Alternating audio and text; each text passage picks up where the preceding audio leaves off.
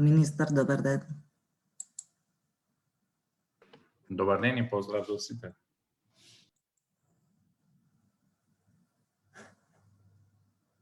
Се слушаме? Се слушаме одлично, да. Благодарам. Очекуваме наскоро да почнеме. Министерката се приклучи.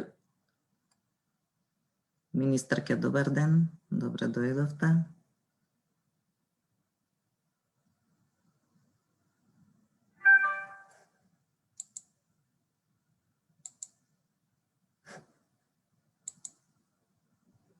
Здраво, добре најдовме. Како сте? Добро. Тие добри сте? Добри, еве, подготвени.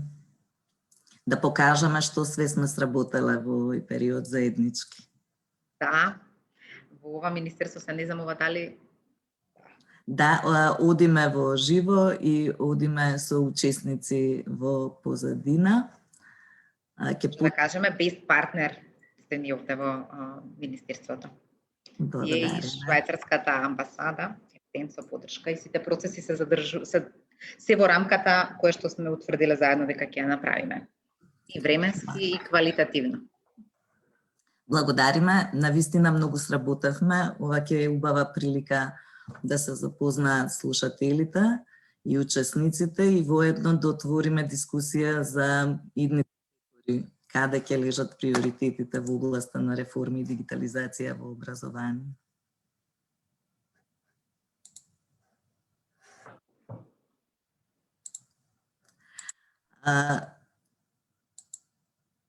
Го очекуваме заменик амбасадорот, амбасадорката за жал Рејчел Галовеј во овој момент утрово не се чувствуваше добро, ќе се приклучи заменикот и ќе можеме да отпочнеме.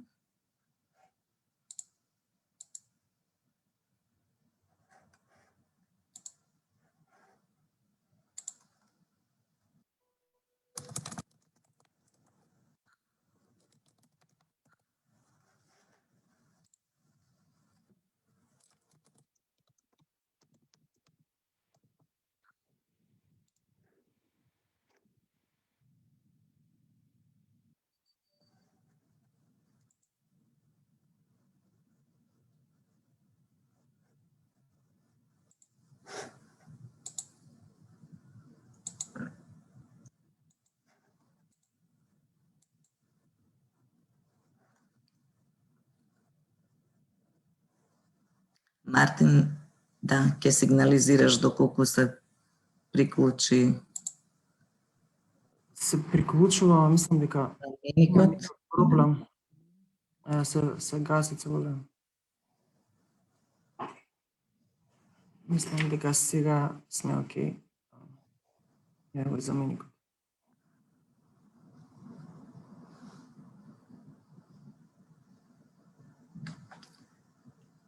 Добро, и заменик амбасадорот е тука. Добар ден, Deputy Ambassador. Hello, sorry about that. Ironically, Wi-Fi doesn't work in our embassy. It's very tricky. So I'm sorry, I'm really sorry for being late. We are all facing with similar challenges. Welcome. So we can start probably the conference, Martin. Yeah. Да, секако веќе се пушти на Facebook. For the Deputy Ambassador, you have interpretation in Macedonian. You can select it. Неда може да почнеме од лайв на Facebook, така да слободно. Добро, добар ден на сите и добре дојдовте на денешната конференција дигитализација, насловена дигитализација во областа на образованието и подобрување на квалитетот на услугите во областа на образованието. Денешната конференција се реализира во рамките на проектот кој што имаше за цел во изминатите неколку месеци да ги поддржи институциите во воведување на протоколи за дигитална работа и кој што проект директно коинцидираше со ова што се случуваше во однос на кризата предизвикана од COVID, каде што институциите мора да ги осовременат своите процеси и да бидат поагилни во испораката на услуги кон граѓаните. Воедно самиот проект предвидуваше имплементација на одреден број на услуги за кои што денеска ќе имате можност да чуете, и сето ова благодарение на поддршката на британската амбасада и се разбира предводено од Министерството за образование и наука и од Министерството за информатичко општество и администрација.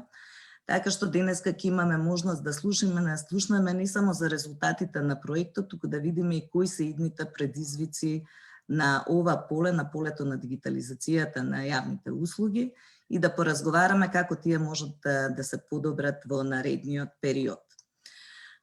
Почитувани слушатели, колеги, пријатели, соработници, професори и студенти кои што денеска се овде со нас, веќе имаме околу 80 учесници. Би сакала да ги представам денешните говорници. Тоа се министерката Мила Царовска, министерка за образование и наука. Добре дојдовте, министерка.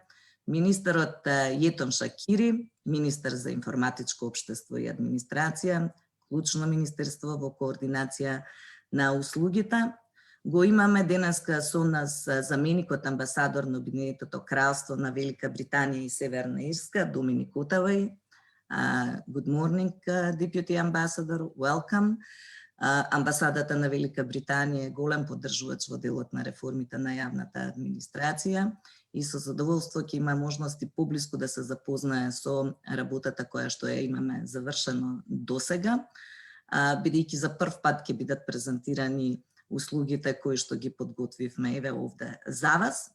Со мене и со нас сите е Мартин Тодевски, програмски координатор во Центарот за управување со промени, клучен во координација на сите овие процеси, драг колега, кој што ќе ви даде детален преглед на она што е до сега сработено.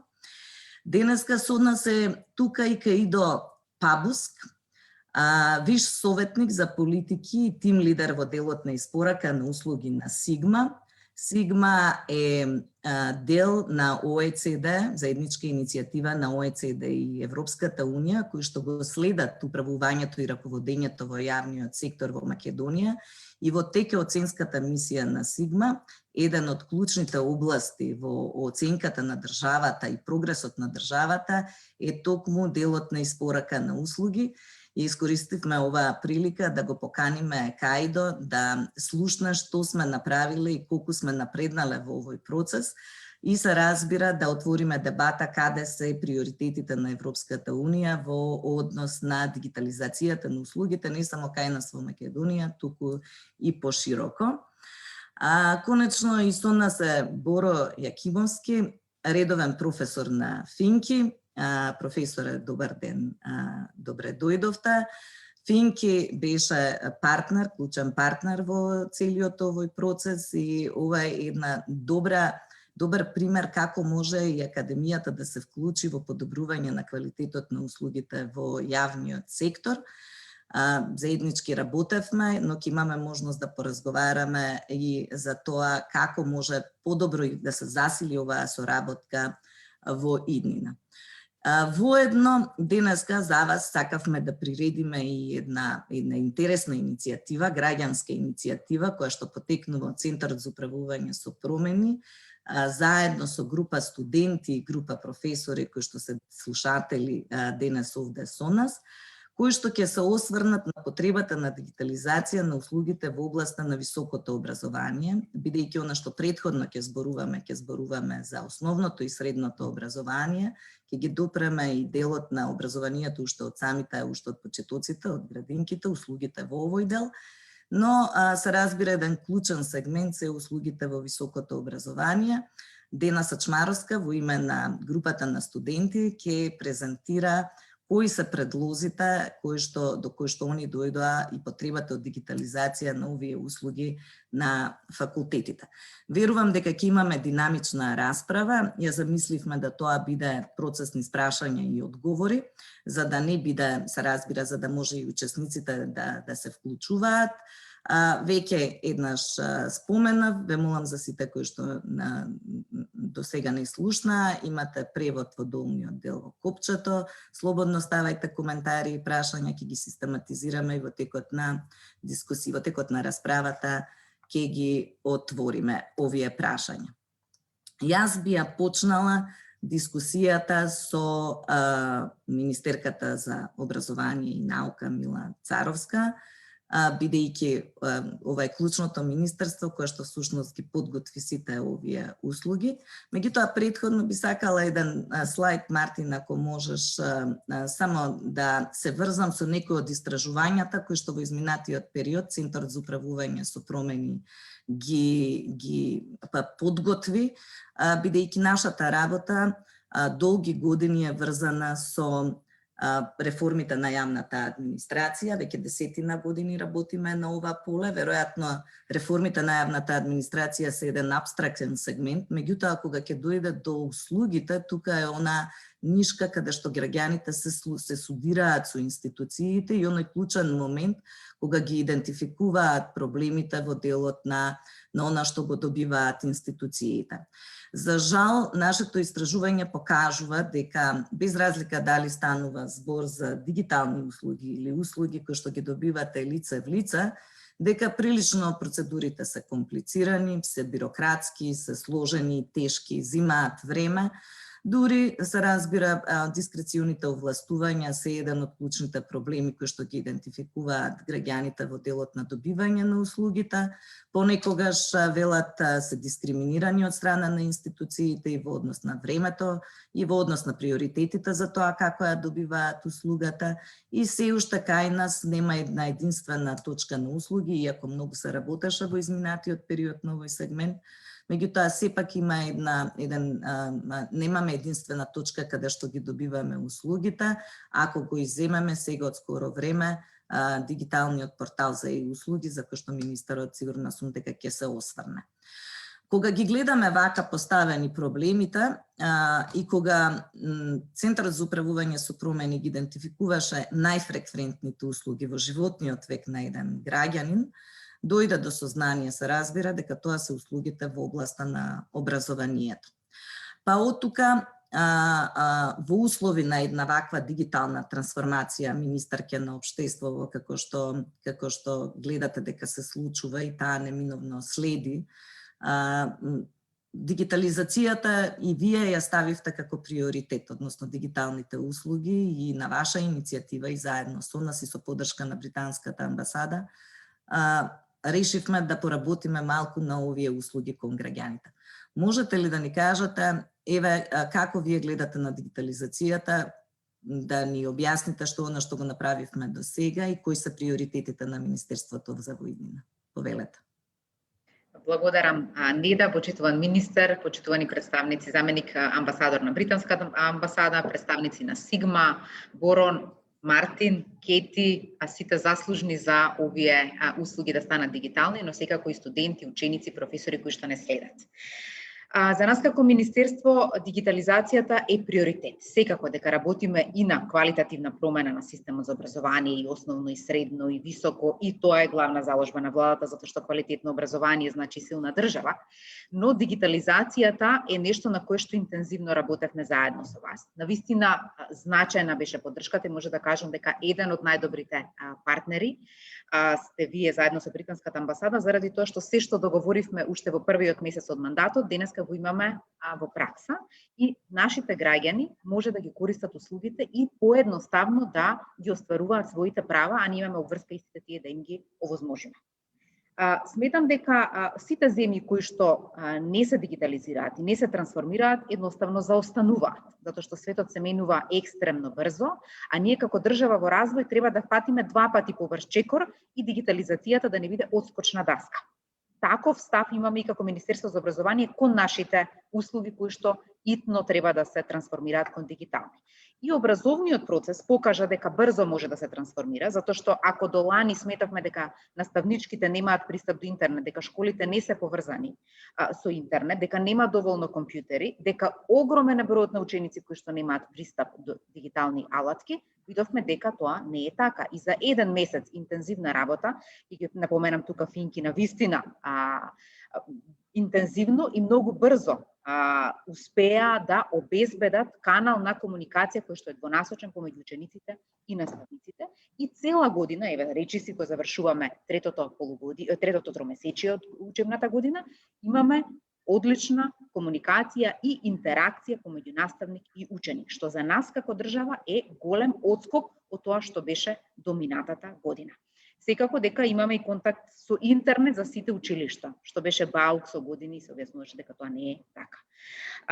Она кое што го направивме заедно со вас е успешно помината нострификација за високо образование за еден ден. И имаме изјава од граѓанин кој што за еден ден заврши нострификација на својата диплома од странство, кој што претходно беше веројатно чекање од некои 6 месеци. Ово укажува дека со дигитализација не само што се поквалитетни услугите, туку екстремно брзо се завршуваат, никој никого не чека и човечкиот фактор е исто така како голем проблем во нашата администрација, не да ти тоа најдобро го знаеш, иако се уште имаш оптимизам за трансформација на администрација и ние сите од тебе црпиме енергија дека еве конечно еден ден ќе имаме трансформација на администрацијата, сепак ова покажува дека кога нема човечки фактор, кога сето тоа позадински се одвива дигитално, дека едноставно нема застој во остварувањето на правата. Друга работа која што ја направивме е обезбедување на стипендии, ученички и студентски, без да има потреба да граѓаните доаѓаат или студентите, учениците во министерството, туку да тоа го прават на електронски начин или дигитално. И во период на корона имаше и спречување на ширење на COVID-19. Не само што беше побрза, поедноставна, туку имавме можност и да превенираме и да го заштитиме јавното здравје. Тоа што може да го кажам дека граѓаните уште не веруваат во дигиталните услуги, заради тоа што иако имавме дигитална услуга и секаде ја промовиравме за стипендиите посебно, сепак голем дел од студентите сакаат да си дојдат тука и да ги достават документите, да се сигурни дека едноставно имаат архивско бројче, така да навистина треба да работиме на јакнење на јавната свест дека оние што се дигитални услуги се достапни, се вистински и навистина може да им ги остварат нивните права. Мислам дека на тоа заеднички ќе работиме. Исто така обезбедивме и да може општините да аплицираат за финансирање за инфраструктурни проекти во Министерството за образование и наука. Како во Министерството за труд, така и овде воспоставивме пракса дека не врз основа на политичка волја утврдуваме која општина ќе добие финанси, туку врз основа на критериуми и јавен повик кој што е достапен за сите општини. И сега за прв пат во ова министерство тој систем е дигитализиран и понатаму ќе работиме со алатката која што благодарение на вас ја имаме во пракса.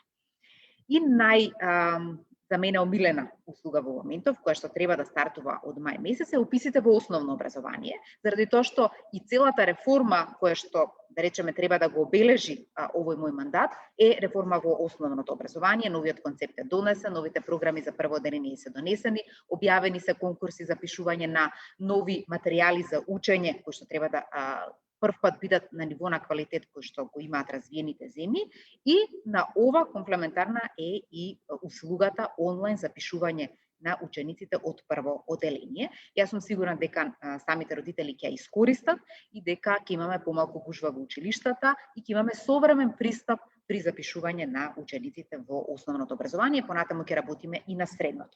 Ова се работи кои што до денеска сме ги завршиле, јас сум горда. На крајот сакам да истакнам посебна благодарност до министерот Јетон и неговиот кабинет. Затоа што интензивно работат и со еднаква желба како и ние да ги воспоставиме овие услуги, и ако тие не ја нудат поддршката и инфраструктурата која што ни е потребна, ние не може да стигнеме до реализација на нашите замисли, така да навистина благодарност и продолжуваме да работиме на истиот начин. Во следниот период ќе бидеме благодарни ако ни помогнете да ги дигитализираме сите услуги поврзани со наука, затоа што и таму имаме доста конкурси, кои што се отварат и кои што би требало да бидат транспарентни и јасно достапни преку дигиталните алатки. И Исто така, во делот на основно образование и средно образование, сметаме дека оние извештаи од Ед-дневник кои што се достапни преку пристап од страна на родителите, ако влезат, ако се логираат и така натаму, да имаат можност да ги добиваат на веб на апликација на самиот телефон како сумирани извештаи еднаш канеделно од страна на училиштето, но тоа да биде автоматизирано. Затоа сметам дека заеднички треба да имаме посебен состанок, да го дискутираме ова прашање, но е значено да родителите еднаш канеделно си имаат статус до каде е нивниот ученик и што учел оваа недела. Сето тоа е веќе утврдено во Ед-дневник. Ед-дневникот станува задолжителен, тој и сега задолжителен, но се отфрла веќе хартиениот дневник во училиштата, правилниците се донесени, се зајакна статусот на Ед-дневникот и сега автоматски може да се извлекуваат податоци од него и да стигаат кај секој родител. Така да тоа ќе биде следниот предизвик на кој што заеднички ќе работиме.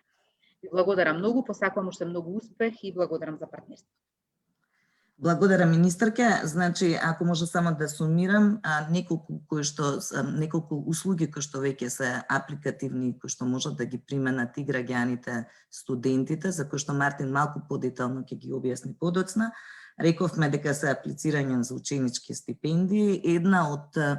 Се сеќавам во минатото, една од клучните и најпроблематични услуги кои што се беа идентификувани од страна дури и на административните судови со многу процеси, постапки и жалби, сега конечно ги имаме дигитални. На тој начин дефинитивно дигитализацијата како една сфера ја намалува можноста, рековме, и за дискреционите овластувања, ја намалува можноста од грешки, така да сега имате стипендии кои што учениците можат да аплицираат онлайн, целиот систем ќе го објасни Мартин во позадина. Нострификација, значи е услугата која што ја дигитализиравме, аплицирање за инфраструктурни проекти, уписи во основно образование и морам уште една работа да напоменам, со министерката Мила Царовска го започнавме процесот на уписи во градинки и тој процес е при крај и завршен во времето кога беше министерка за труд и социјална политика, така да и тука ќе се заокружи уште една услуга, а тоа е услугата уписи во градинки. На тој начин се комплетира, да речам, во некоја рака овој процес кој што си бара се уште и понатаму ангажман и работа, меѓутоа се разбира дека ова е еден огромен прогрес направен во однос на дигитализацијата на услугите. Она што министер ќе загрижува, само уште едно прашање, Мартин, ако можеш слайдовите, е да ја видите дигиталната писменост на граѓаните на Македонија во однос на Европска унија. И тоа е прашањето кое што дефинитивно треба да не загрижи сите. Тука се обидовме да издвоиме и да направиме еден приказ за тоа каква е дигиталната писменост на младите меѓу 16 и 19 години. Можете веднаш да го забележите прогресот на нашата држава од 63% на 74% се искачува само за една година. Верувам дека сега, доколку се земат податоците и од 2020 година, тој процент ќе биде уште поголем и поизразен заради целата оваа криза која не втурна во дигиталните технологии. Можете да го видите просекот на Европска унија, кој што изнесува 83% користење, односно нивото на дигиталните вештини кај младите.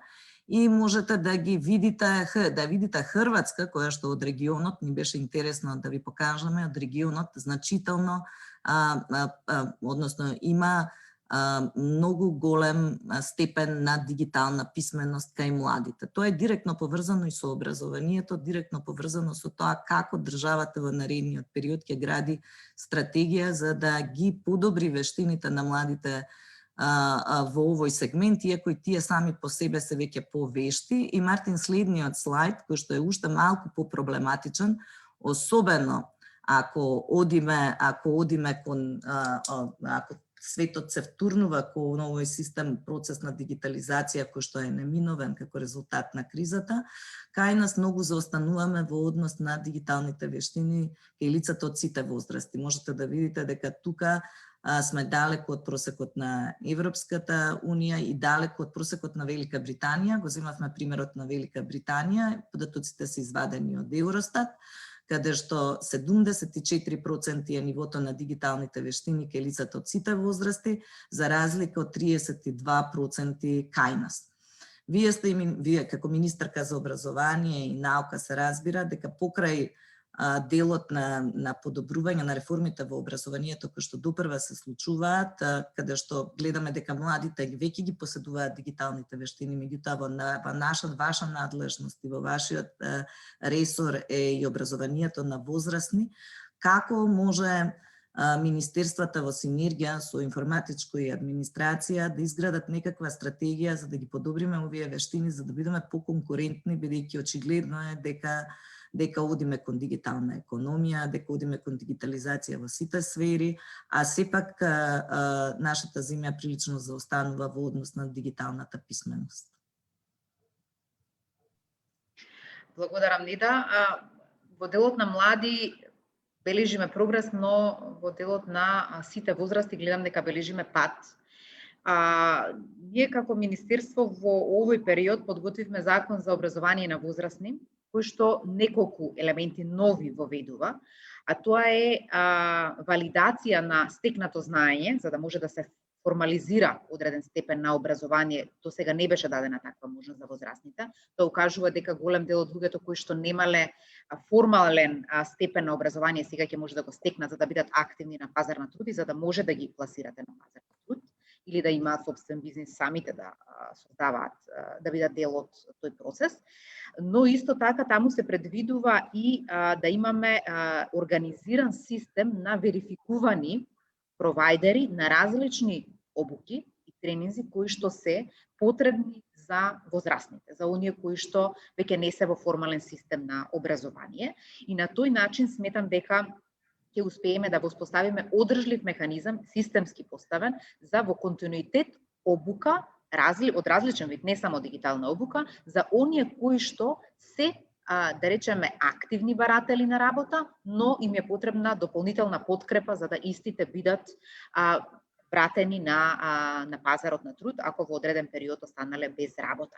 Затоа што сметам дека компаниите, онаму каде што имаме повозрастни, компаниите заради сопствени потребни, реалната економија, има до обуки во континуитет вложува во своите вработени и тоа треба да се засели, но се случува заради притисокот кој што си го имаат самите тие како компании. Но оние кои што ни се голем дел на без работа или заминуваат од едно работно место на друго по 6 месеци работен договор, тие имаат потреба од поддршка од државата и преку овој закон и системски пристап заедно со Министерството за информатичко општество, сметам дека ќе почнеме да го надминуваме овој проблем. Секако нема да се случи преку ноќ, но со новиот закон мислам дека си даваме основ да интензивно работиме на подобрување на човечкиот потенцијал кој што го имаме, а кој што е во поодминати години. И тука не секогаш станува збор за 50, над 50 години возраст, туку некаде се случува и околу 40-та година да имаме граѓани кои што едноставно изгубиле чекор со времето и е потребно да државата ги подбутне малце за да може да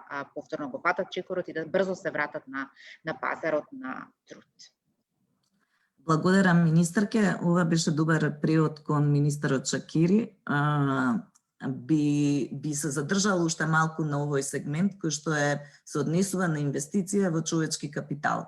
Значи, ние можеме да произведеме дигитални услуги, ако немаме на крајот на денот кој да ги користи, веројатно ќе останат системите неупотребени.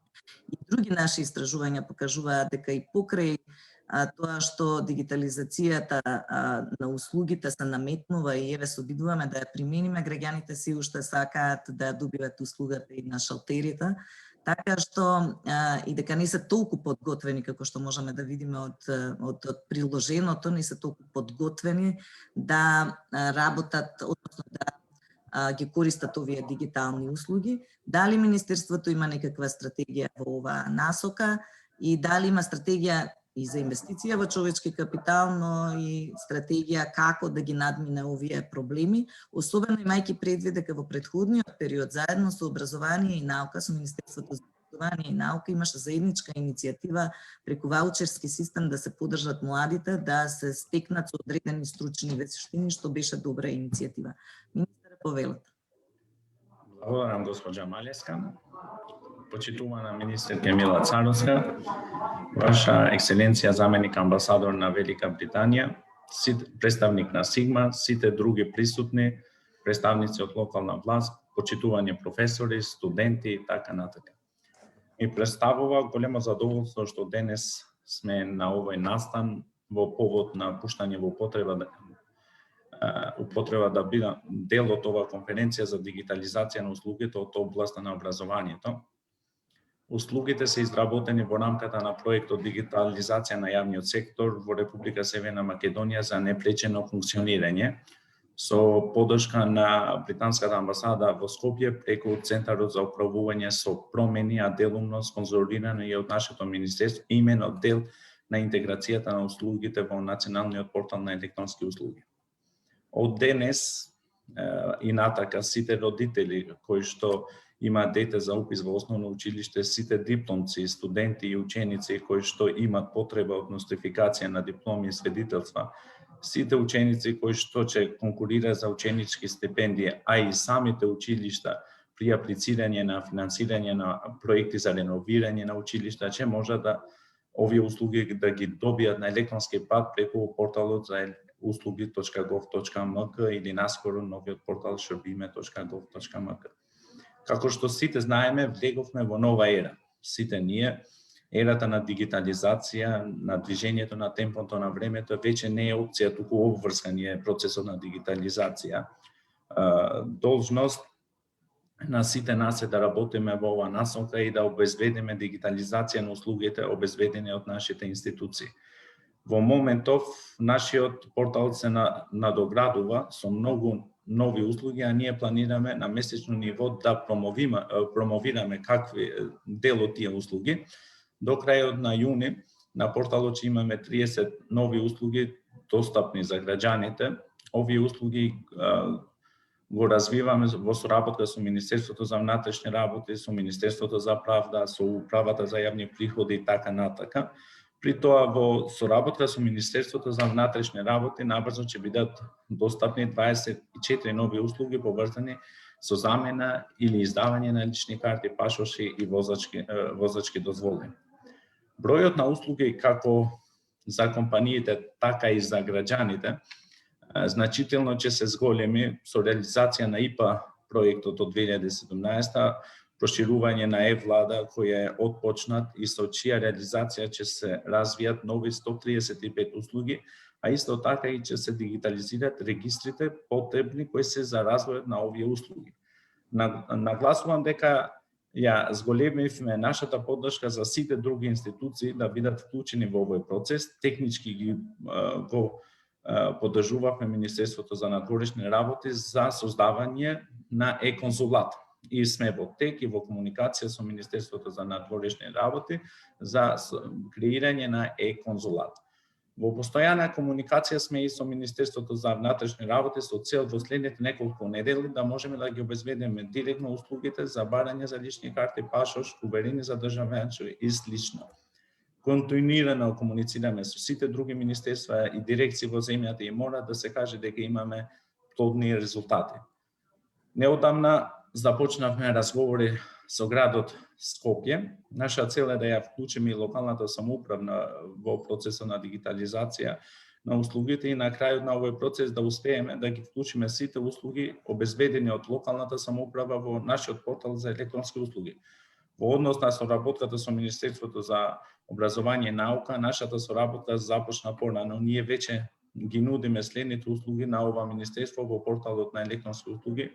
Моја цел и на Министерката за образование и наука е понатаму да ја подлабочуваме оваа соработка, нудечи на тој начин други уште поважни услуги во нашиот портал.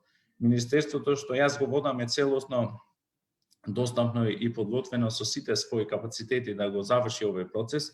Би сакал особено да им се заблагодарам на британската амбасада во земјата и на амбасадорката незината екселенција госпоѓа Голубеј во посветеноста и финансиска поддршка на овој проект. Исто така ја потенциравме потребата за понатамошна поддршка во врска со овој проект за континуирана имплементација на нови услуги со целосен превод на услугите и на албански јазик и имплементирање на истите услуги во порталот на мобилни апликации, двете наискористени апликации iOS или Android. Го поздравувам и вклучувањето на приватниот сектор во дигиталната трансформација во нашето општество и секако граѓанскиот сектор. Убеден сум дека соработката со ЦУП нема тука да застане и се надевам дека почесто ќе имаме прилика да учествуваме на настани кои што значат позитивна промена во секојдневниот живот на нашите граѓани. Значи, за крај, многу е важно да напоменам дека процесот на дигитализација во една целина, ако го гледаме, има придонесено сите институции да се едно. Новите понудени услуги со задоволство дадовме приклучување на Министерството за образование и наука во регистерот на население. Значи, сите институции во процесот на дигитализација, дали од локална, дали од централна власт, се една институција која што повеќе може да нудат дигитални услуги во овој процес. Би сакал накратко и за делот од прашањето што беше за министерката Царовска, ние како министерство или како институција, податоците кои ги презентираше мисла Мартин, така, беа во врска со докаде сме со процесот на дигитализација. На ова прашање би се надоврзал на тоа дека податоците беа 2019 година, но ние, значи понатамошните податоци 2020-2021 година, од тоа што имавме значајна потреба, од тоа што ситуацијата со COVID даде придонес сите да се поврзуваме, немавме друго решение за решавање на проблеми, за работа и за добивање на некоја услуга, сите бевме поврзани во дигитализацијата, сигурно има придонесено, не знам во кој процент, но во тоа бројка на IT вештини што во понатамошниот период да имаме нови резултати. Но сите заедно треба да работиме што повеќе, зашто процесот на дигитализација е потребен за сите. Ви благодарам. Благодарам, министар. Многу ми е драго ова што го слушнав во вашето излагање и би сакала да повлечам, Мартин, ако може само слайдовите, би сакала да подвлечам често пати Македонија во однос на другите земји гради комплексни стратегии и на крајот сепак не успеваме да направиме нешто што конкретно им е потребно на граѓаните. Ќе го земам примерот на британската влада.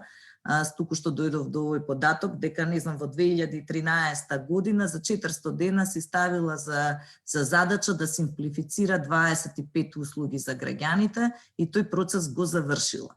Ние, нашиот регистар, националниот портал на услуги, еве да го промовираме и пред слушателите, има околу 1300 услуги, кои што Центарот за управување со промени во претходните 3-4 години работеше на пополнување на податоците и од таму многу добро сме запознаени со самиот процес.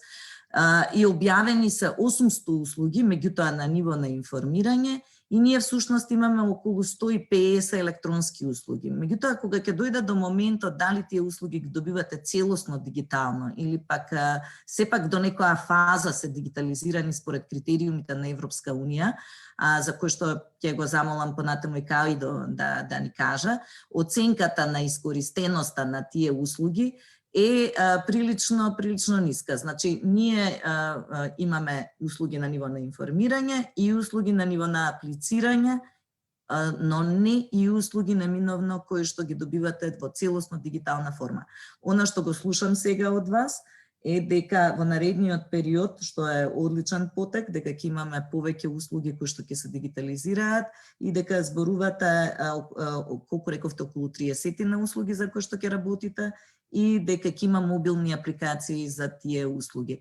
Така што се надеваме дека и овој сегмент значително ќе се подобри и особено во оние делови кои што се најфреквентни услуги за граѓаните, а тоа се услугите кои што ги нуди управата за водење на матична евиденција.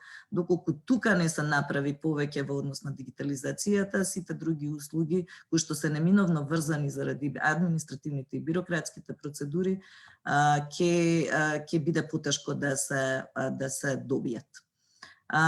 Секако одиме понатаму, сега би го замолила заменик амбасадорот на Обединетото кралство на Велика Британија и Северна Ирска Доминик Отавај да се обрати до форумот со неколку назнаки околу тоа зошто е важна дигитализацијата и во процес на прилагодување на општеството, но и како еден од начините на справување можеби и со корупцијата и со протекционизмот. Повелате амбасадор, заменик амбасадор, пардон. Thank you very much, Neda. Dear Minister of Education and Science, dear Minister of Information and Society, representatives of the Centre for Change Management, and everyone who's there. Why is digitalization important? I think everyone knows why digitalization is important. The fact that we're doing this online shows why digitalization is important. I will give a few words, but first of all, I do want to pass on apologies from the ambassador herself. She was very keen to be here today. It was one of her key events that she was keen to go ahead with this week, even though we're in a period of national mourning following the death of Prince Philip. But unfortunately, she's feeling very under the weather today, so was unable to come. But she has been championing the importance of digitalization whilst she has been here, as the ministers will know. We in the UK have been trying to move a lot of our systems online for many years. We realized quite early on the advantages of moving things online. The obvious benefits come in terms of trying to connect people more directly with ministries or with services, so that people can get them overnight, get them instantly. But you mentioned corruption, and that's obviously an important one, in that taking away the potential for people to make mistakes, either deliberately or accidentally, is another advantage of moving things into the digital world. And the other sort of, I think, really, really key advantage of digitalization is that it can then become a spur for innovation, because who knows what the next sort of part of government service you'll think, actually, this is something which we can move online, or we can do in a much more efficient way.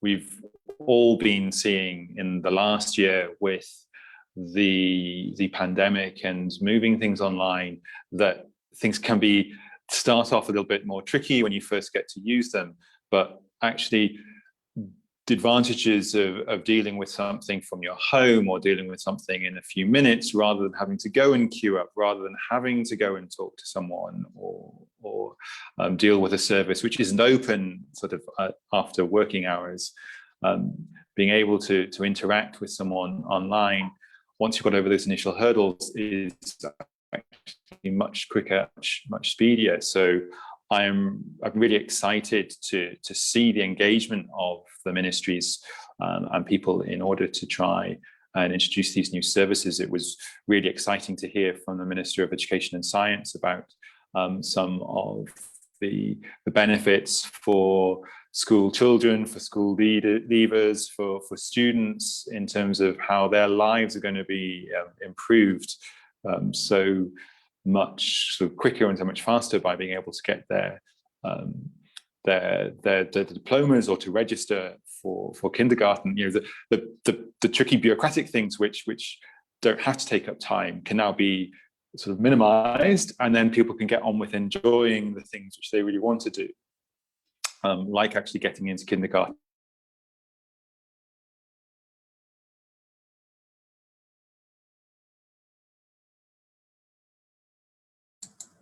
Имаме технички пречки. Заменик амбасадорот верувам дека ќе се врати наскоро. Но секако дека е многу битно прашањето еве кое што го спомена заменик амбасадорот, како да се минимизира бирократијата, а при тоа да добијат граѓаните добри и квалитетни услуги. Тоа е едно од прашањата кои што го чувам понатаму за дискусија со професорот Боро Акимовски со КАИДО во однос на тоа како да како заглавуваме, како дигитализацијата заглавува во бирократските лавиринти. Заменик амбасадоре, се вративте со друга перспектива, во друга перспектива сте вратени, но повелете секако.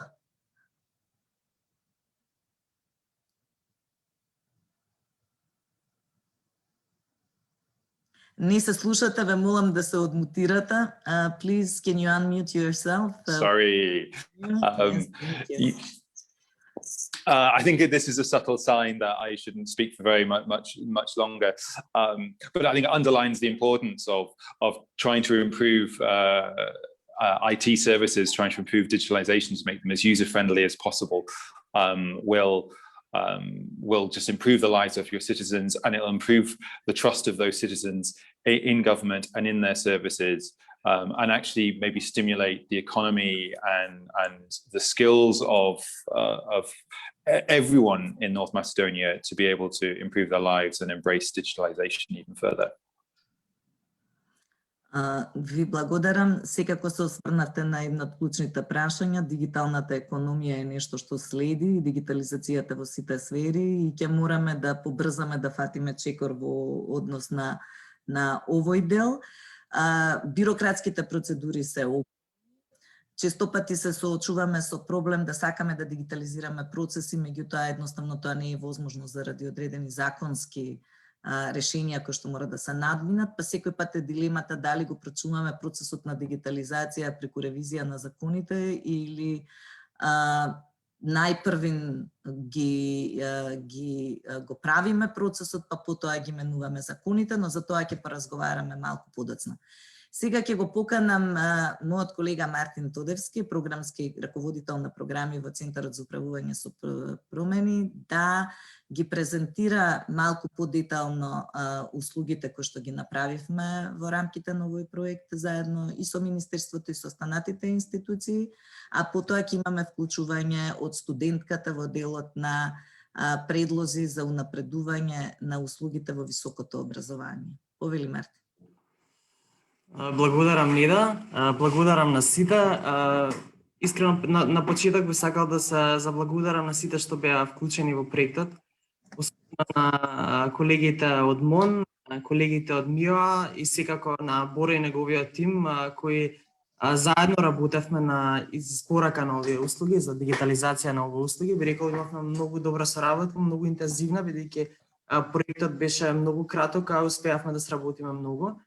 Би сакал само на почеток да кажам за двете компоненти основни на проектот. Значи, покрај делот со услугите, ние работевме и на делот на институционална меморија и на далечинско работење на администрацијата, особено поттикнати од едно наше преходно истражување, каде видовме дека голем процент од вработените во институциите ги чуваат документацијата на својот личен компјутер и нема споделување, нема систематско споделување на документација потребна за институционалната меморија и за далечинското работење.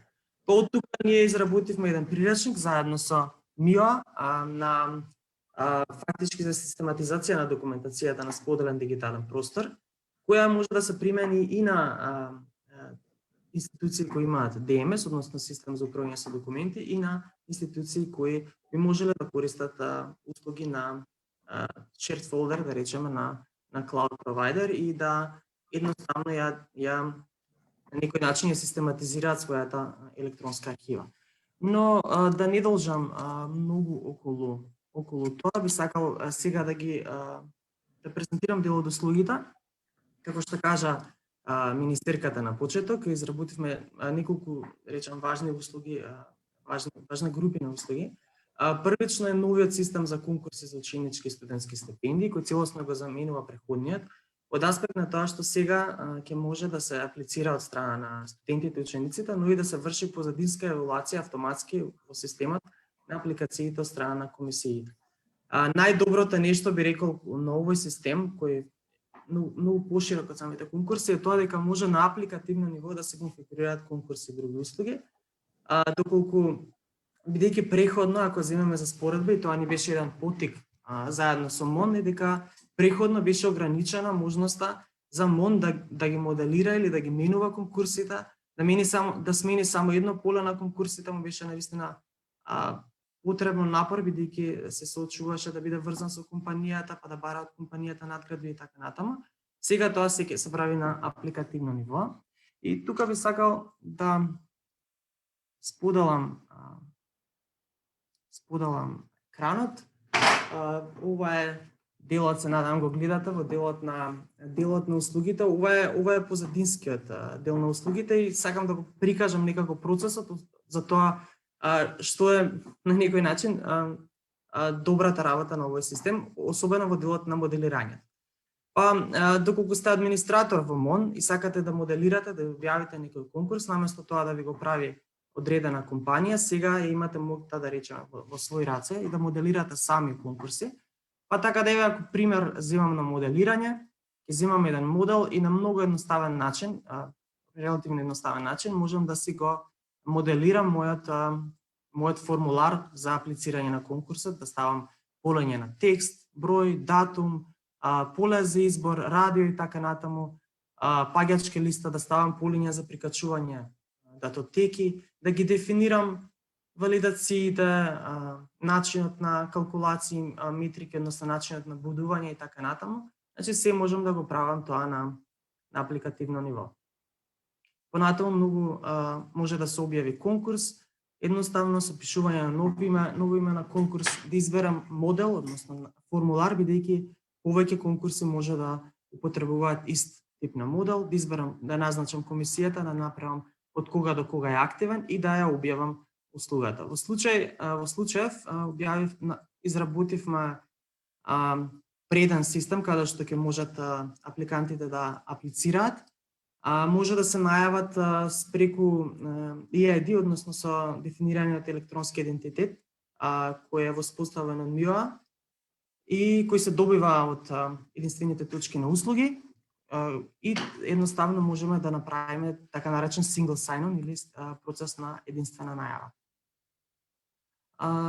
Ова е првичниот систем каде што ќе се аплицираат, ќе можат студентите и понатаму и други субјекти да аплицираат на разни конкурси. Во случајот се објавени 4 конкурси. Едните конкурси се однесуваат за доделување стипендии за академски студии од прв, втори, трет циклус во странство, а вториот конкурс за приемни ученици во јавни ученички домови.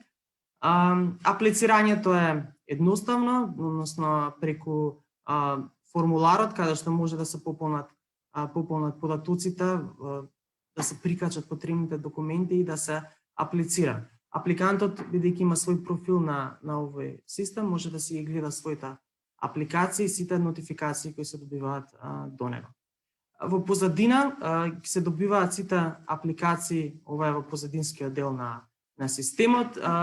Администраторите, комисиите на МОН ќе може да ги гледаат апликациите тука. Во случајов имаме една тестна апликација ставена, каде што ќе може комисијата да ја види целата апликација, да ги превземе документите кои се прикачени и да направи дополнително може да направи корекција ако некои податоци не се во согласно со документацијата која испратил апликантот и да направи, да генерира автоматска одлука. Она што е, би рекол, за мене најдоброто во овој систем е можноста за автоматска евалуација од страна на системот. До сега имавме можност да соработуваме со МОНИ од почетокот, видовме колку комисиите има комплицирана работата да генерираат мануелно листи на рангирање врз основа на евалуацијата на апликациите, бидејќи некои конкурси имаат и, би рекол, и малку посложен модел на бодување, особено тој, да речеме, во делот на социјални категории.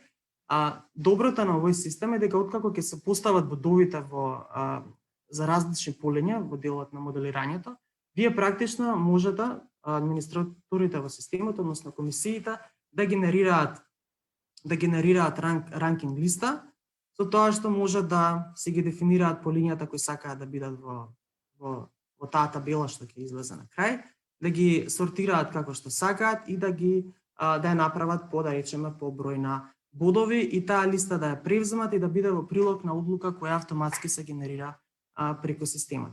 Како што може да видите, можноста голема на системот, бидејќи не само за конкурси, за други услуги може едноставно да се моделираат и да се објавуваат, и при тоа вие можете да објавувате колку сакате конкурси и други слични услуги.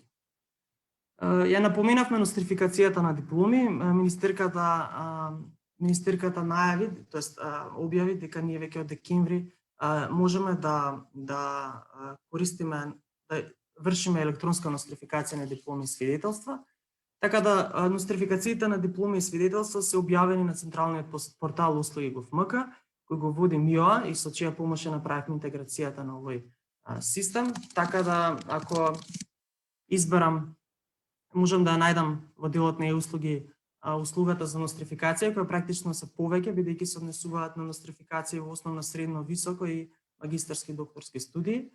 Во случајов ја избрав услугата за средно образование, се најавив приходно со мојот електронски идентитет, кој ми возможува и моите податоци автоматски да се вчитаат во основниот формулар без да имам потреба јас да пополнувам податоци. Па така да може да видите тука име, презиме, општина, адреса, имејлот ми се тука, можам да ги дополнам, секако морам да дополнам одредени податоци кои се врзани во случај со факултетот, кај се наоѓа свидетелството и така натаму. Во следната фаза, за да нема потреба сега да пополнувам податоци, се прикачуваат сите документи потребни за нострификацијата и во третата фаза се врши плаќањето електронски, онлайн, преку системот, односно со употреба на кредитни и дебитни картички.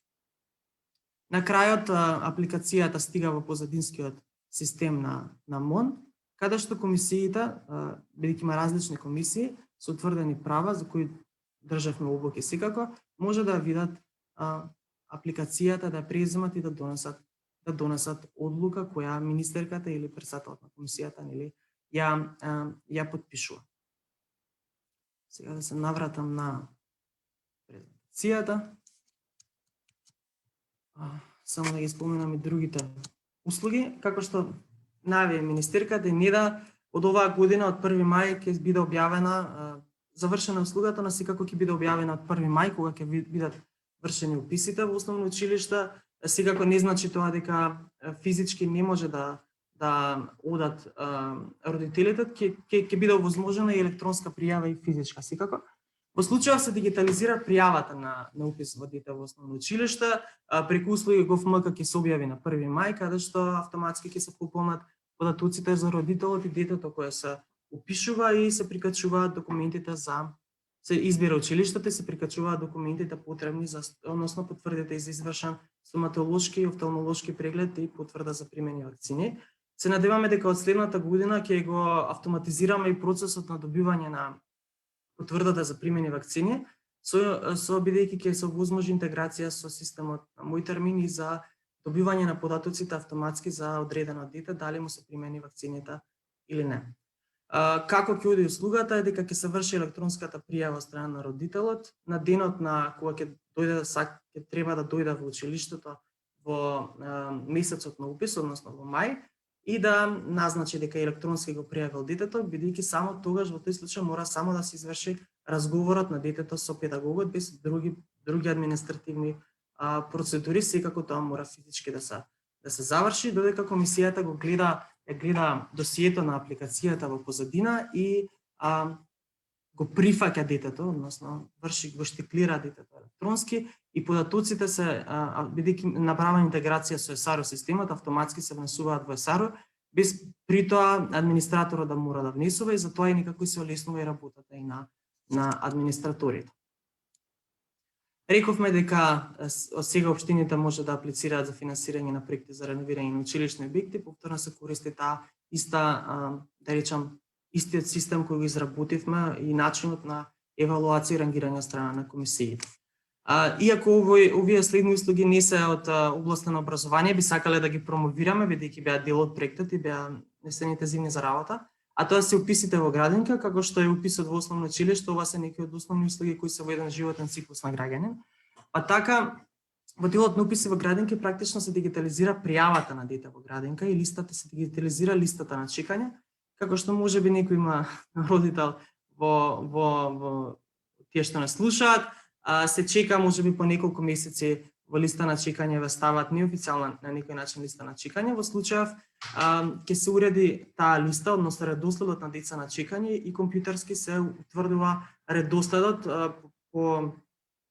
по фаза, по концепт на прв дојден, прв услужен, за да може да има хронолошки редослед во запишувањето на во градинка, односно нема да може администратора да го упише детето ако не поминал низ процесот на листа на чекање. И секако има тука и одредени приоритетни листи кои се тврдени согласно закон или согласно одлуки на општина. Тоа може да бидат деца на самохрани родители или дета на невработени лица, зависи како се утврдени критериумите. И понатаму се автоматизира внесот на податоци во електронскиот систем за управување со градинки. Работевме со МТСП и за поднесување на апликации за лиценза за вршење работи од социјална заштита, односно за даватели на социјални услуги од овие предвидени 3 категории. Таа услуга ќе се објави и ќе се промовира наскоро. И последно, нешто што е многу важно, би рекол, за невладиниот сектор и нас не задираше многу, и сега како има представници на граѓански организации ќе разберат особено. Има утврдена постапка на регистрација на проекти во Секретаријатот за европски прашања, значи за проекти финансирани за грантови практично, и таа постапка е прилично комплексна од аспект на пополнување на барањето, носење, печатење на огромна документација поврзана со грантот. Ние направивме еден единствен систем каде што ќе може да се заедно со СЕП, каде што ќе може да се пополни барањето, пополнат податоците и да се испрати електронски документацијата, кој така електронски ја поседува грантистот. Направивме интеграција со ЦИДАТ базата, бидејќи администраторите во СЕП сега мануелно ги внесува податоците од хартиените барања во ЦИДАТ базата. Сега е направена автоматска интеграција, односно се што ќе пополнат апликантите ќе влезе директно во ЦИДАТ базата електронски, па со тоа практично ќе се намали потребата администрацијата да работи на непотребни аспекти. Така да овде ќе завршам, се надевам дека ви беше интересно и продолжуваме понатака. Така да не да повели. Мартин, ти благодарам. Ова беше еден детален приказ за она што го сработивме. Рековме дека овие услуги го задираат основното, средното образование, предшколското образование. Видовте дека имаме услуги, дигитализација на услуги наменети за проектите регистрирани од страна на граѓанските организации. Сега би и дала можност на една наша студентка, Дена Сачмаровска, да ни презентира кои се проблемите со кои што се соочуваат студентите во високото образование. Цениме автономијата на факултетите. Меѓутоа, во изминатиот период Центарот за управување со промени работеше низ една методологија на Стенфорд универзитетот, се вика Design Thinking методологија, која што има за цел да ги идентификува потребите на сите корисници во процесот, да се ослободи од сите стеги кои што ги обезбеду, кои што ги носи легислативата и да даде насоки за тоа низ еден креативен начин на размислување каде сакаат корисниците да ја видат и како да ја видат иднината. Се задржавме на административните услуги во високото образование и особено проблемите со кои што се соочуваат студентите и можните предлог решенија. Тука би сакала да се заблагодарам на сите професори кои што беа вклучени во овој процес на интервјуирање. Значи, процесот низ оваа Design Thinking методологија на Станфорд. Мартин, ке сакаш ли те молам само слайдовите да ми ги пуштиш за кратко? Значи, низ оваа Design Thinking методологија велам, се обидовме да утврдиме потребите не само на студентите, туку потребите и на професорите и потребите на самата администрација. Па од тука тоа изгледаше низ еден креативен дел кој што го работевме заеднички па во отприлике неколку месеци дојдовме до одредени решенија. Оваа иницијатива граѓанска сакавме да ја поднесеме и до Министерството, до релевантните министерства, но и до ректоратите, до деканатите и така натаму, и да инициираме малку побрза дигитализација на услугите во високото образование. Па Дена, те молам, дали можеш да ни кажеш што се соочуваат како проблем студентите во образованието во однос на овој сегмент и кои се предложените решенија? Воедно сакам да им се заблагодарам на Теја, Анче, Дена, Михаел, Дена ќе ме подсети на сите студенти со кои што работевме и имавме интервјуа. Повели, Дена. Добар ден на сите. Ви благодарам за можноста да помогнам во овој проект и да ги презентирам нашите проблеми кои се соочуваме, но и проблемите на административната служба и на наставниот кадар. Значи, преку оваа Design Thinking стратегија поделивме учесниците на 3 групи со цел да се дигитализира администрацијата и да има олеснување на бирократијата и од друга страна да има усовршување на платформите за далечинско учење на студентите. Значи, ги поделивме на 3 категории: студенти, административен кадар и на наставен кадар. Во поглед на студентите, јас лично, голем дел од овие искуства ги имам поминато и не се пријатни, мораме да кажеме. Првично, пријавувањето на испити, на семестри, заверка на семестар, уписна година, се одвива на шалтерите на факултетите. Целиот тој процес не е многу едноставен. Пријавите кои ги даваме се исклучува во хартиена форма и се набавуваат во книжарите на факултетите.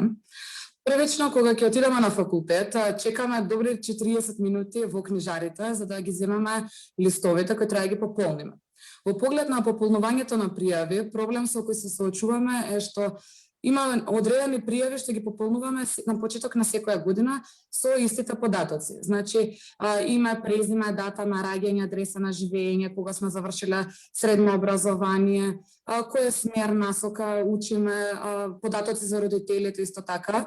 Се тоа е заведено во iKnow системот, електронската платформа, конкретно на економскиот факултет, каде што сум јас, што ја користиме.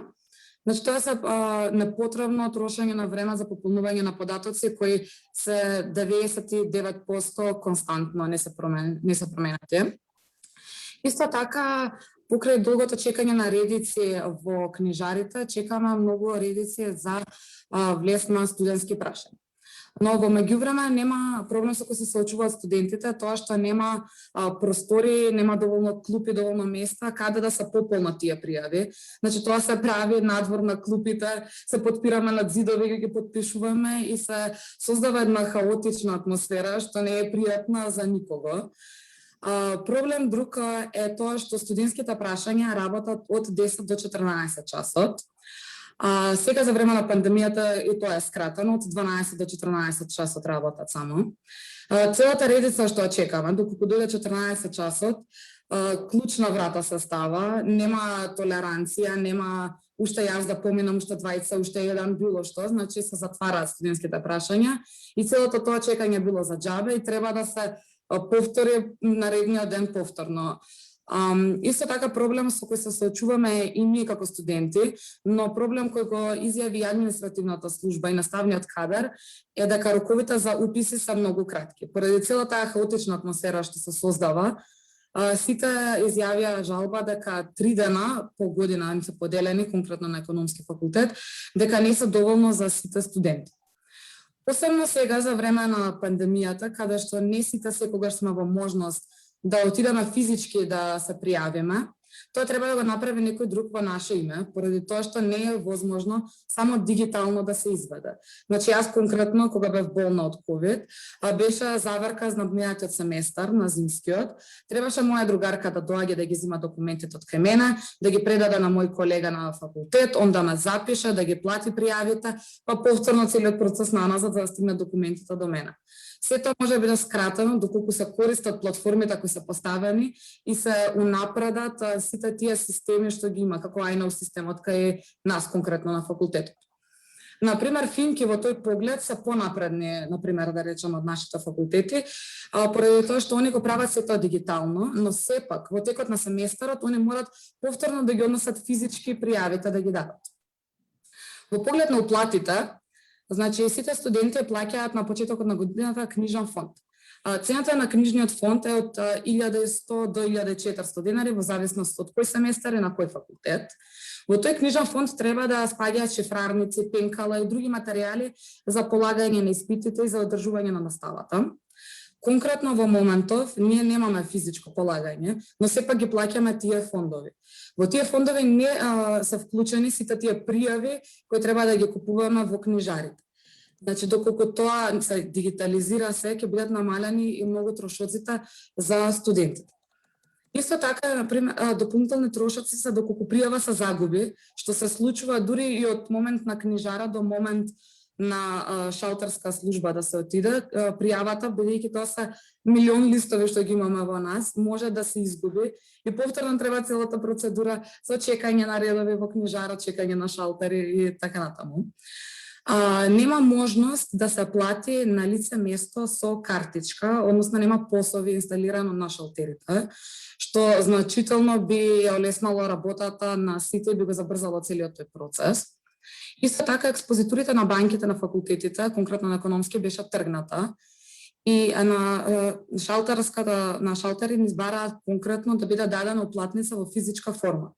Сега тоа не беше олеснато, каде што ни дозволија да оплатиме ние онлайн дома ратата што ни треба за факултет, но сепак мора да тоа да го испринтаме и потоа да го однесеме на факултет да го прикажеме во физичка форма.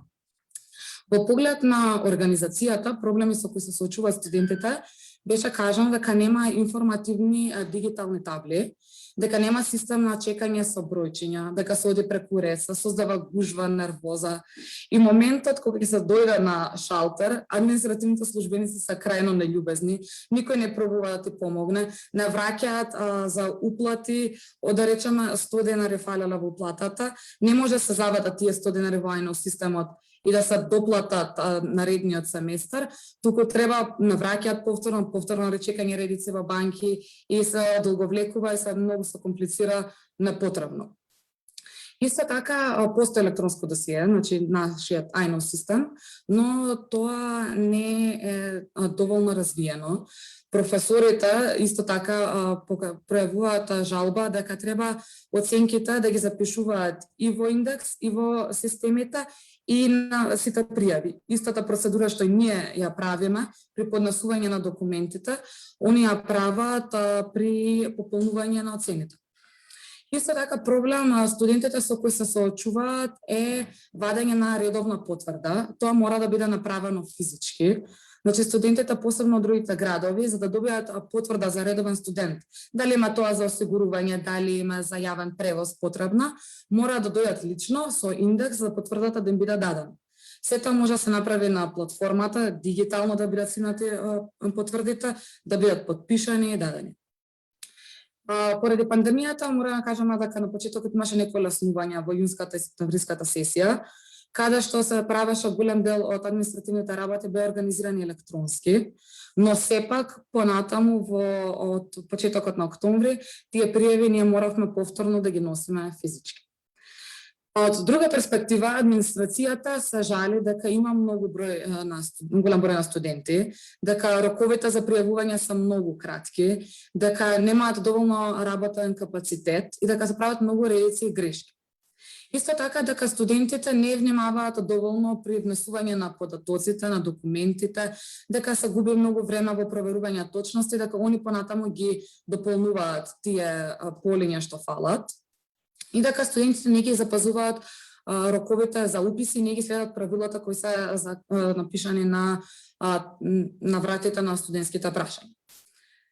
Од гледна точка на наставниот кадар, они сметаат дека се преоптоварени со административна работа, дека имаат многу документи за пополнување за кои не може да се потпрат на демонстраторите и асистентите. Они сметаат дека треба да се направи некоја законска измена за да се смени целиот тој процес. Они исто така имаат кажано дека ајно системот, односно електронските системи на факултетите се добри, но дека мора да се доработат со цел да се олесни работата на сите, значи на студентите, на администрацијата и на Исто така, они сметаат дека треба да се направи подобрување во поглед на алатките со кои се служат за извршување на наставата, посебно сега за време на ова учење онлайн од дома.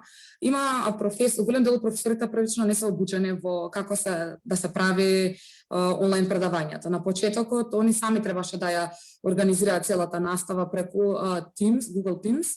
Сега тоа е порегулирано преку Google Meet, сега тоа е регулирано преку Teams. Но сепак имаме се уште предмети каде што користиме се решаваат задачи, потребни ни се, например, електронски табли да може или да бидат професорите доволно устручени за тоа како да ги извршат предавањата. Нас ни предаваат математики, каде што ги кажуваат бројките на памет и ние треба да фаќаме забелешки. Значи, тоа Дали ќе можеме да преидеме исто така и на предлозите за подобрување? Да не биде само поплаки и жалби. Имаше некои интересни предлог решенија. Едно од тие беше се да биде направено електронски во поглед на пријавите, испитите, семестрите, уписот на година. Значи да се отстранат хартиените пријави, да не се прават дополнителни редици и гужви.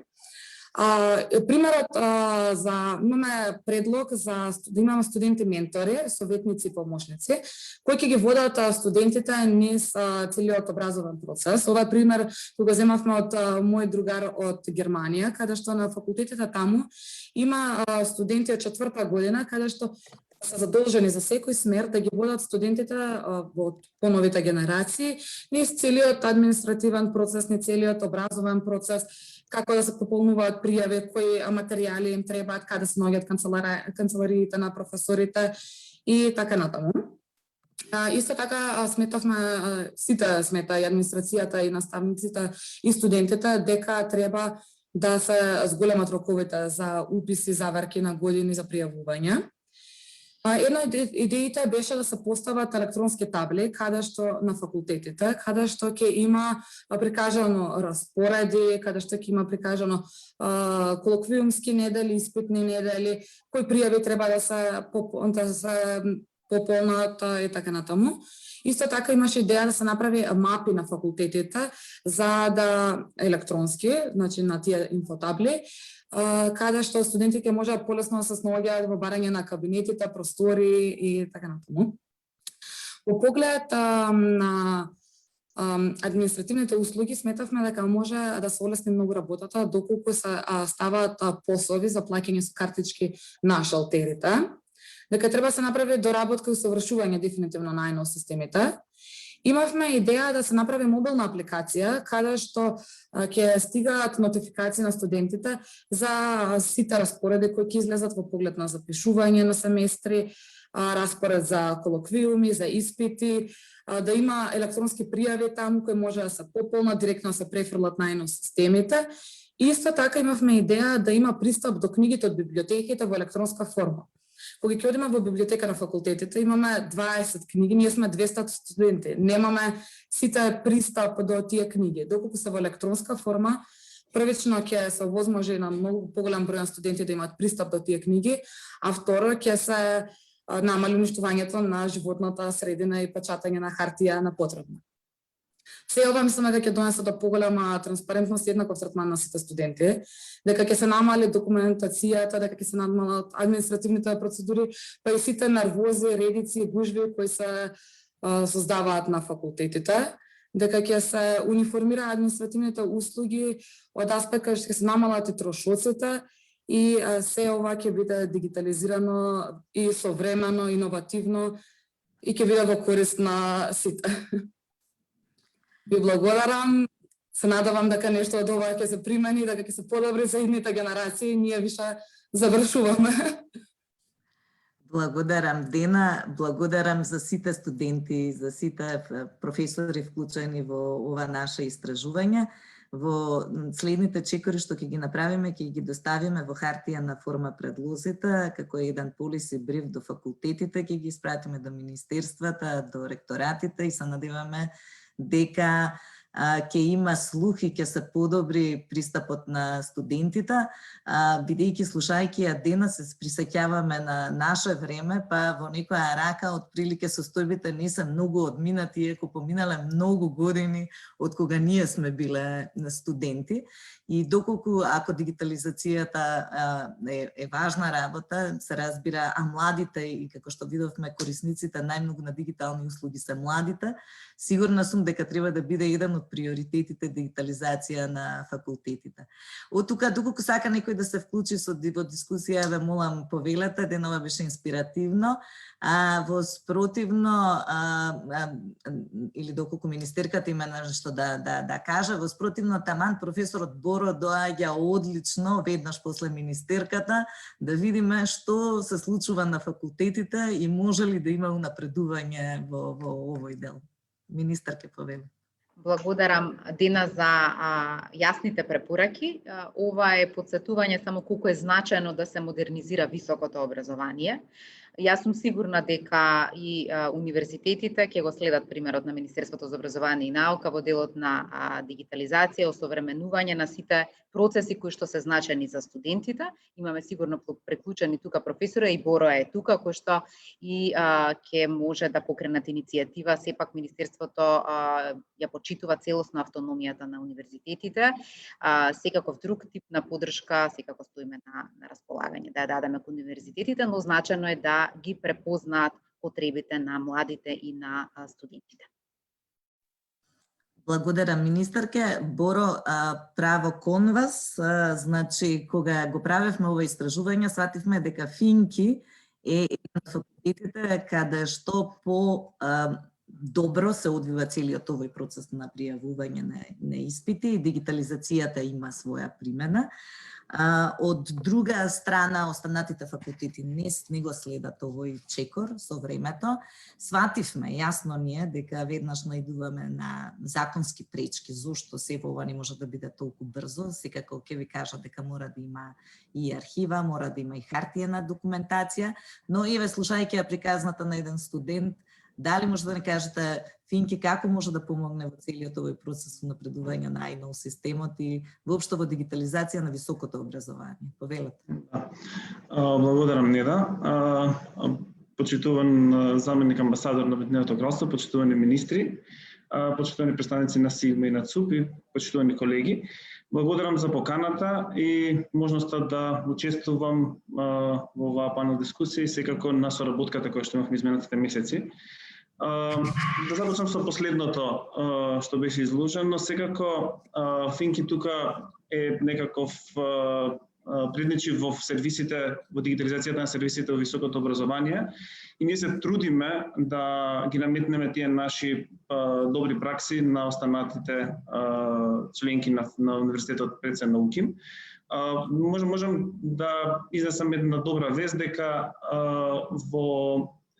мислам дека пред еден месец беше усвоена нова стратегија за дигитализација на УКИМ од сите аспекти, како и од аспектите на наставата, така и од аспектите на науката, со цел да се зголеми и видливоста и секако да се подобрат условите за работа и условите и административните постапки да бидат поедноставени.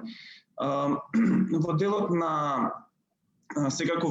на правната регулатива, тука има доволно добра правна регулатива донесена од страна на Министерството за информатичко општество, која што овозможува дигитализација на документите без еквивалентна на хартиената архива, така што нема толку голема правна пречка за имплементација на дигитализацијата на скоро сите административни постапки, како што е пример и во Министерството за образование и наука.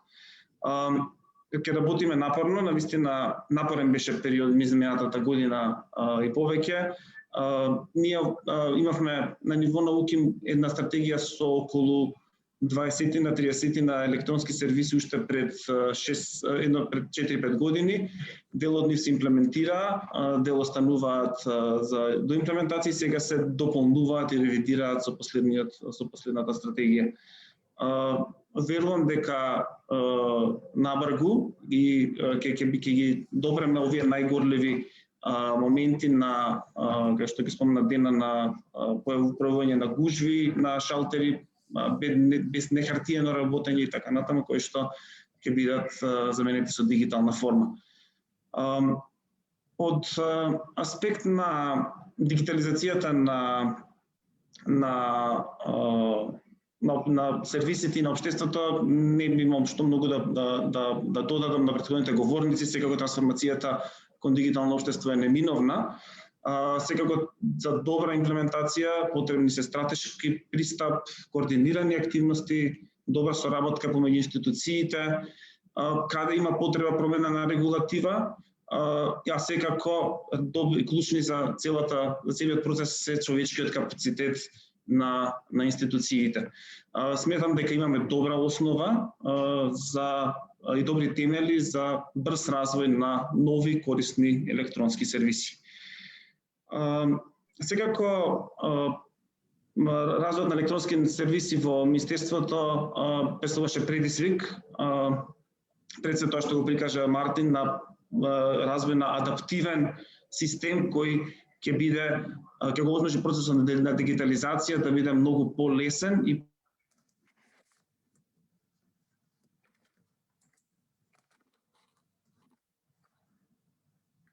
Дали е, Мартин, ова замрзнат професорот Финки? Да, се замрзна, да. Ќе мора да преминеме на друг говорник. Јас меѓу време ќе се координирам добро.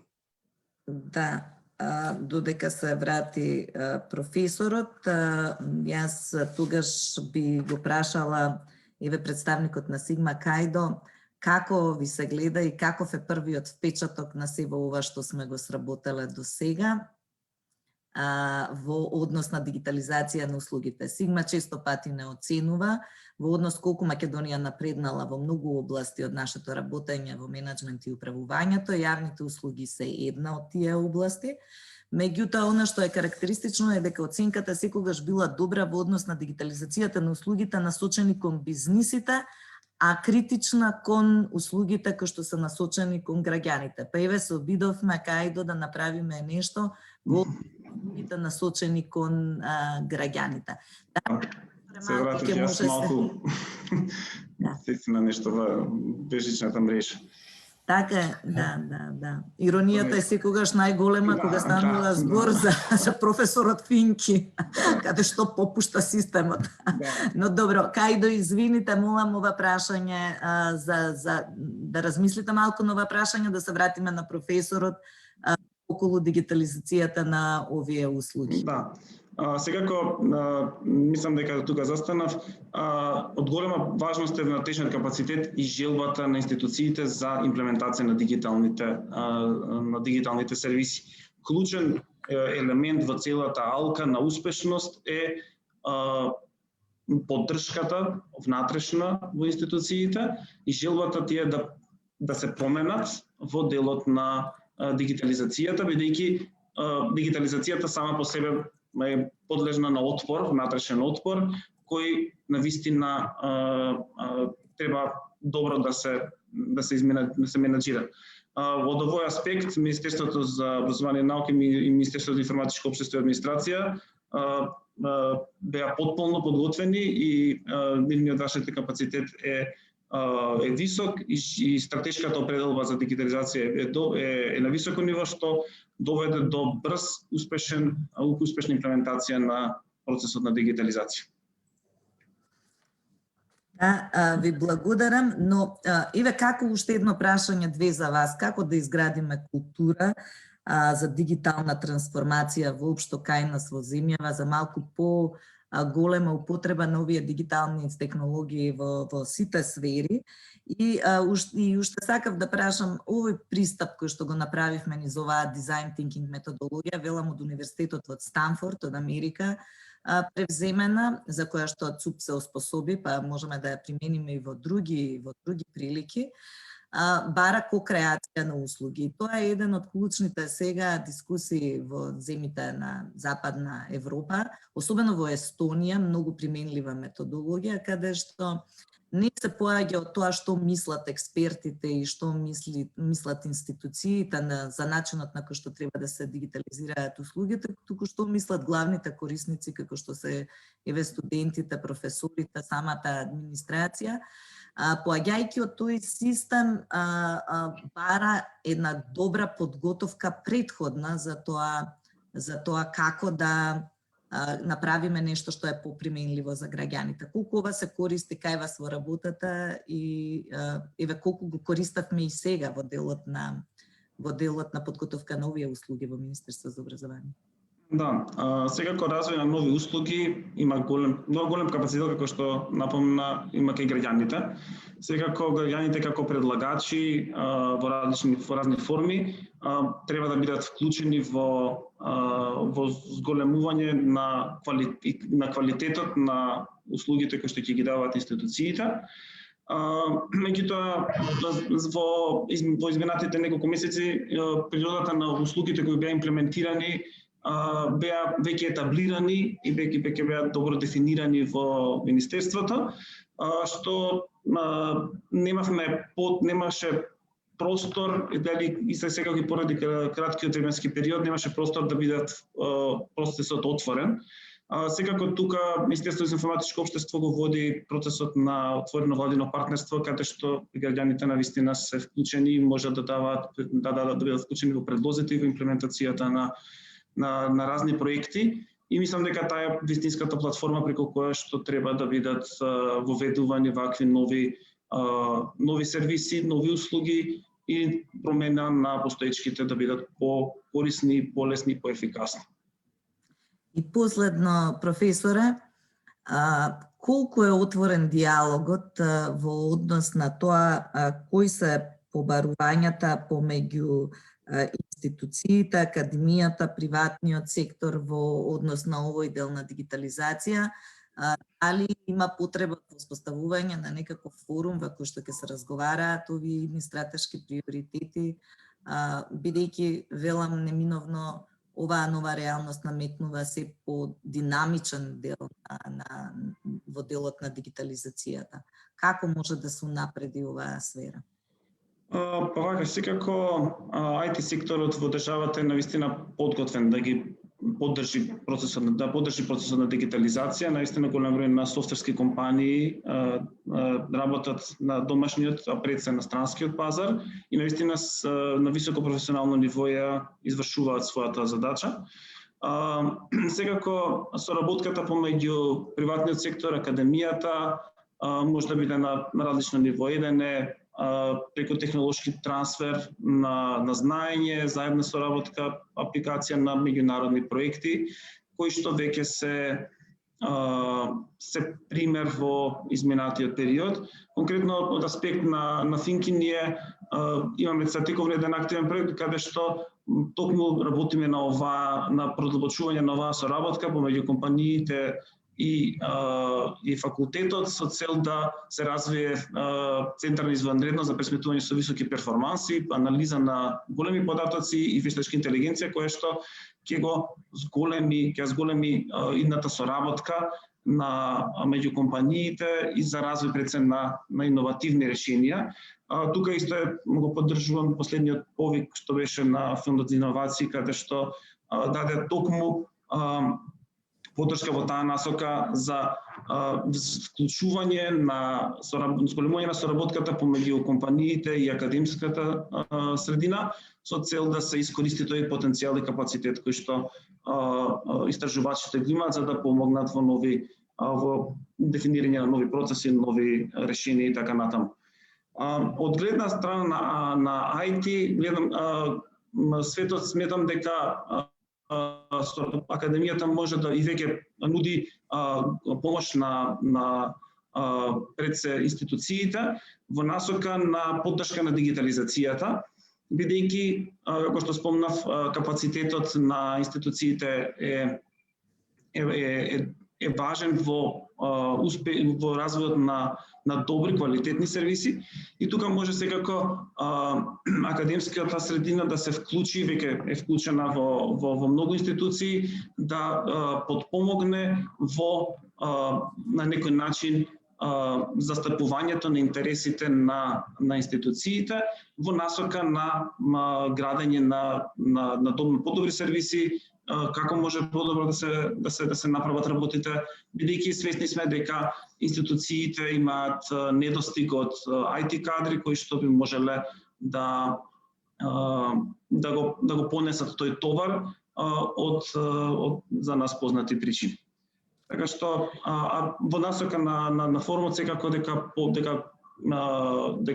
потребно е да продолжи соработа, таквата соработка веќе е воспоставена така што треба да се возобнови, да се реактивира. Благодарам професоре, многу ќе е битна и важна целата таа синергија помеѓу приватниот и јавниот сектор.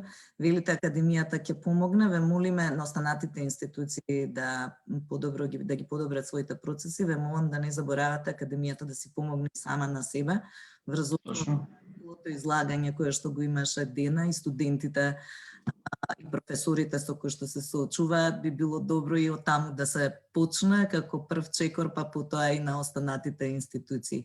И последно, настанот беше предвиден да трае 2 часа, Кајдо ве остави вас за крај за да можете да слушнете што се случува во Македонија на ова поле и конечно во извештајот за напредокот на земјата да дадете позитивна оценка, бидејќи работиме интензивно на подобрување на квалитетот на услугите, но еве Сигма во овој момент ја проценува земјата. Веќе споменав многу пати во изминатите извештаи не оценувате добро во делот на дигиталните услуги кои што се насочени кон бизнисите, а послабо во она што е нудење на услуга директна кон граѓаните. Па еве сега имавте можност да слушнете што све сме направиле за граѓаните, заеднички министерствата пред се со поддршка и на британската амбасада. Кажете ми каков е впечатокот ваш еве за напредокот на земјата, бидејќи мисијата на Сигма е во тек и каде сметате дека треба да бидат идните приоритети? Thank you, Neda. I'm afraid I have to disappoint you. I'm probably the least informed person in this group, about what's happening in Macedonia, because, even if we are conducting these studies, we are just scratching the surface, and I'm pretty sure that most of the participants here know much better about the service delivery in Macedonia than we do.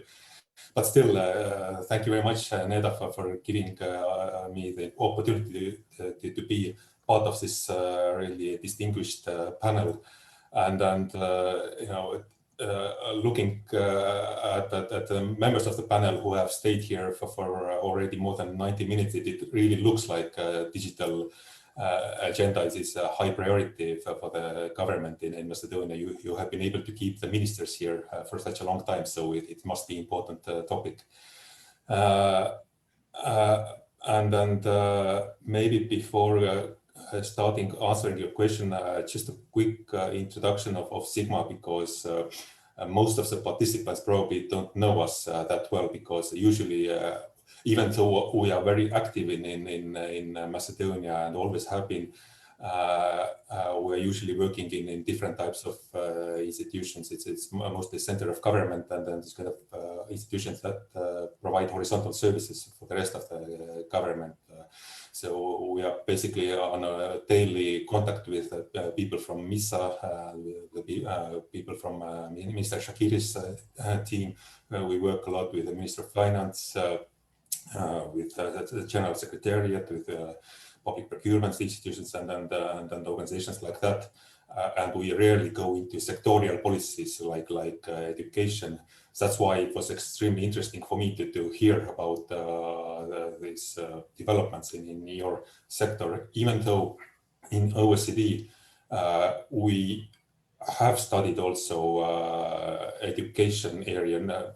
I know that my colleagues in another directorate, education directorate, recently conducted a study in the education area, and also touched digital issues there. And a colleague in my own team in Sigma recently conducted a regional study on regulatory impact analysis, RIAS, and one of the samples we used was from Ministry of Education, so we have some contacts there as well.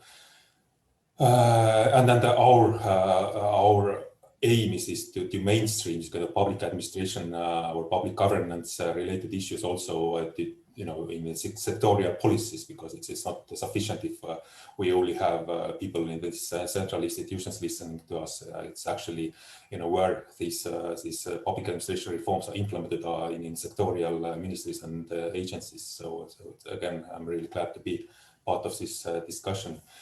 But answering to the question that indeed it's not just in Macedonia, but also in most countries we are working in.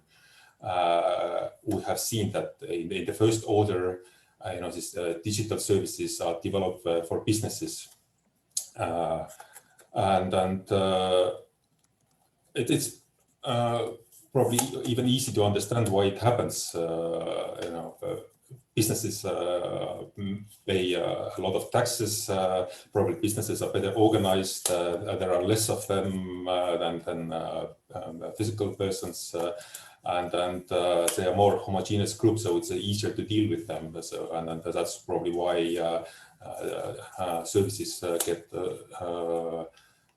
developed for them in the first order. But if you come to think about it, then actually there is, for me at least, there is no difference if you develop services for businesses or citizens, and the same principles apply. And it's just a matter of prioritization, which comes first, and in the end, also businesses, businesses. If you are providing services to businesses, you are still providing services to people, because people, in most cases, unless you have artificial intelligence or something like that working in the background, so it's still people you are working with, and then on the different perspective that even if you separate businesses and then the physical people, then you still need to balance services provided to these different groups at some point, because if the discrepancies between these two groups become too large, then it eventually will have also effect on how businesses operate, because if the employees have to spend a lot of their working time queuing up for services or filling up forms, it's not good for the business as well. So yeah, I wouldn't draw very strong kind of I wouldn't try to kind of oppose these two target groups to each other. And as I said, that I guess the same principles should apply to both groups. And then if we talk about citizens, it's the same. I would share this kind of development areas into the three major groups. Most obvious is and usually mentioned is technology, and also in many presentations earlier today, we've been talking about whether the technologies is in place and whether people have skills in using those technologies, and then you can't escape that. So you need to have interoperability framework in place. You need to have electronic authentication and the trust services. You have to have cybersecurity also. Of course, you can't provide any services if you don't have good digital infrastructure. If people don't have good internet connection, or they don't have good enough computers or devices, then it's difficult to develop the services for them. But we tend to overestimate the importance of technology, even though it is critical. It's only one part of the picture. And then recently, Sigma organized a series of webinars on live events, and we had many people coming from IT area. But if you listen to the presentations, they were really highly experienced people in developing digital service. But if you looked at their presentations, then and then they talked about problems, and at least 2/3 of the problems weren't technology related. They were related to either procedures or skills, so that's where the problems usually lie. And then maybe last point on this question. And I think there's a better advancement in providing services to businesses. Actually, it's a good way of learning, what works and then what doesn't.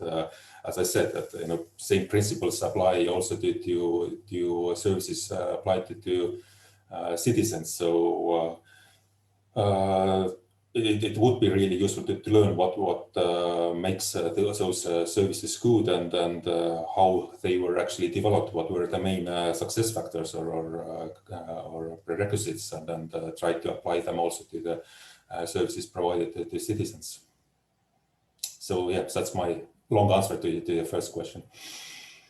Да, благодарам Кајдо, значи ја подвлековте важноста од добра дигитална структура, воедно и добра сигурност, cyber security или како ја викаме безбедност во податоците. Велат еден познат мислител сега Хараре, кој што често пати е цитиран, вели ќе помине ковид кризата, но сега не чека нова криза, дигитална криза, која што ни се заканува на сите нас во овој виртуелен свет, нов вирус, вели, така да ќе треба да работиме многу и на обезбедување и безбедност на овие податоци.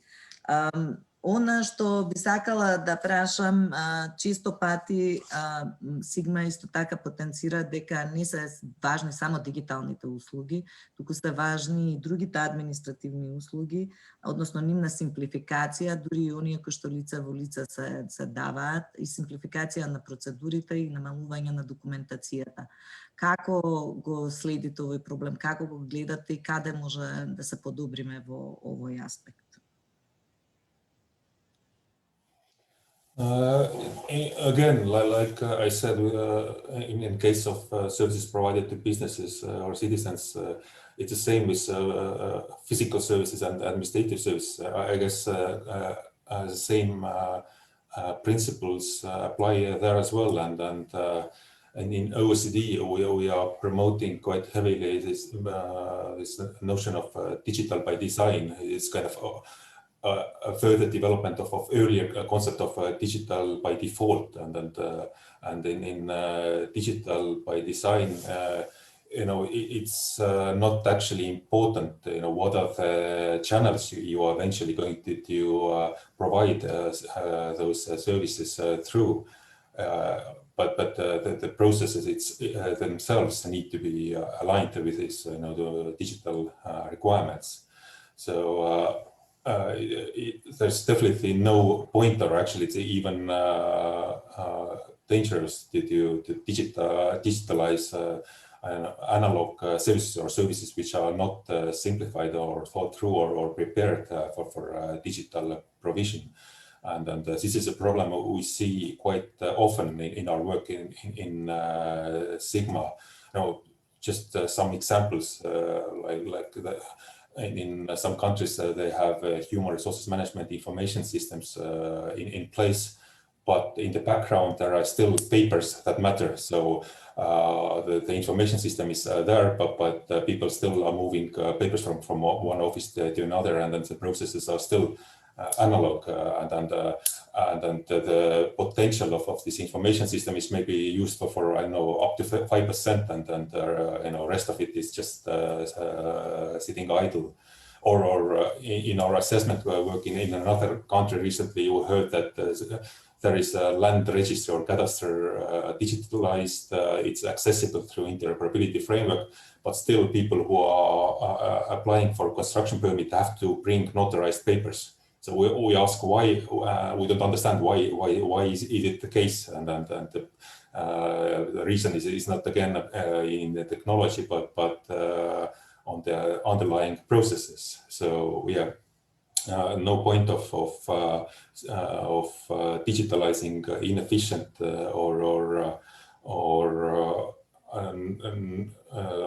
or processes that are not aligned with digital needs. And I think that this COVID crisis had really showed us that digital is the key, and we can't escape it anymore, and that it's everywhere in European Commission papers. It is set in a really high priority list.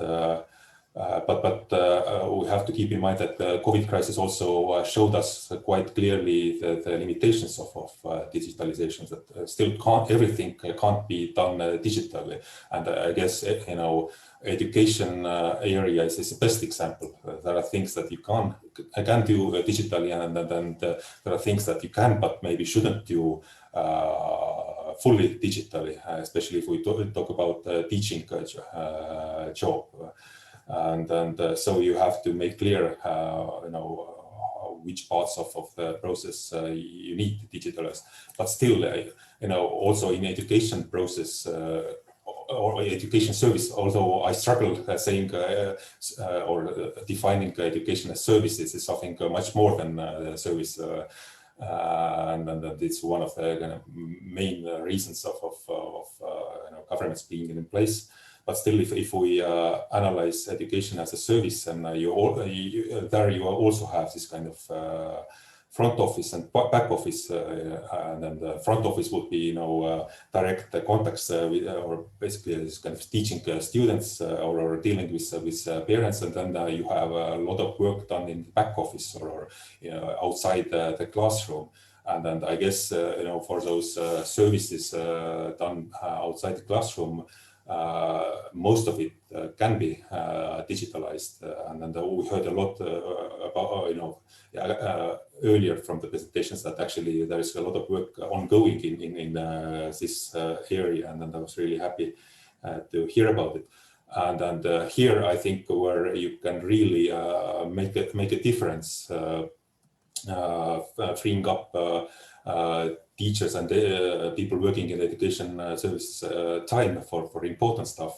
I've heard quite often, being said that teachers or medical workers they spend too much time on administrative stuff, and then digitalizing the services would actually free up this time to focus on what really matters. Even from personal perspective, when I visit my family doctor, then I usually notice that at least half of the visit time is spent on, doctor is filling some forms, and I'm just sitting there watching, she doing that, which is basically a waste of both of our time. So coming back to your question, that I wouldn't distinguish between physical and administrative services. Both need to be simplified, made ready for digital age. But you have to consider which services can be or should be provided through digital channels or other channels. So that's my long answer again. Да, добро, благодарам Кајдо. Значи ја посочивте важноста од симплификација на услугите, без разлика дали станува збор за дигитални услуги или услуги лице в лице кои што ги добиваат граѓаните, бидејќи едноставно некои услуги мора и така да се одвиваат. Еве сега во овој процес на запишување на деца во основно и средно училиште и така натаму можеме да ги поднесеме сите документи, но конечно еднаш ќе мораме и да се сретнеме, да отидеме физички, да бидеме присутни. Меѓутоа симплификацијата на процедурите исто така подразбира овој процес на поврзување помеѓу институциите, што ги напомена министерот, и поврзување на регистрите, така да не морате сите документи, едните документи да ги носите постојано, она за кое што и Дена говореше, она што е пример на добрите администрации во Западна Европа, особено во Британија и Естонија, каде што се среќавате, се вели со администрацијата еднаш ги давате податоците, а потоа комуникацијата помеѓу институциите во тој дигитален свет е автоматски, со автоматско превземање на податоците, за да не мораме постојано да ги впишуваме истите процеси, но и кога ќе отидете на шалтер да ја добиете услугата, повторно тој позадински систем за кој што вие говорите, треба да ги има тие податоци, за да може брзо, ефикасно на граѓаните да им ја даде услугата навремено, точно и при тоа да се зголеми задоволството. Веќе во неколку наврати споменав дека првиот контакт на граѓаните кога навистина чувствуваат подобрувањето на администрацијата е моментот кога се обидуваат да добијат некаква услуга од овој бирократски апаратус, и од тука е многу битно самата администрација да работи многу на унапредување на овие процеси. Тие бирократски структури често пати оставаат проблем и за нас кои што работиме во оваа сфера, дали првен од законската регулатива или пак во тој бирократски лавиринт првен дигитализираме, па потоа ги менуваме законите и секогаш се сопнуваме на комплицираната законска процедура, но се надевам дека еве вака низ еден процес на кокреација и дискусија на различни групи. Денеска овде имаме представници на академија, имаме представници на студенти, министри, граѓански сектор, се уште не следат околу околу 80 на луѓе, така што тоа е добар индикатор и добар показател дека сме успеале во 2 часа да го задржиме вниманието на оваа тема, исклучително важна тема која што се надевам ќе најде одеки во јавноста. На крај, бидејќи немаме прашања, јас неколку пати упатив, имаме неколку коментари во поддршка на ова што беше говорено во четот, немаме други прашања, а времето изминува, имаме точно уште 5 минути. Јас сепак полека би затворила, доколку некој од учесниците има потреба уште нешто да каже, повелата.